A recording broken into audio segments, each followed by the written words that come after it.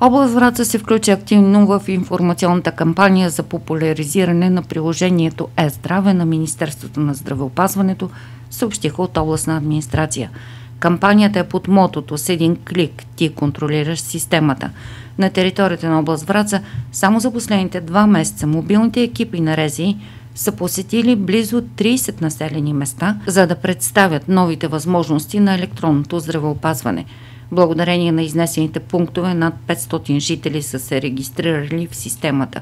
Всички те са получили съдействие и от специалисти на информационно обслужване, които подпомагат процеса по свързването на електронното досие с мобилното устройство, обобщиха от областна управа. В рамките на лятната кампания на Здравното министерство всяка седмица по около 3000 нови потребители получават достъп до своето електронно здравно досие. Националната кампания ще продължи до края на месец септември.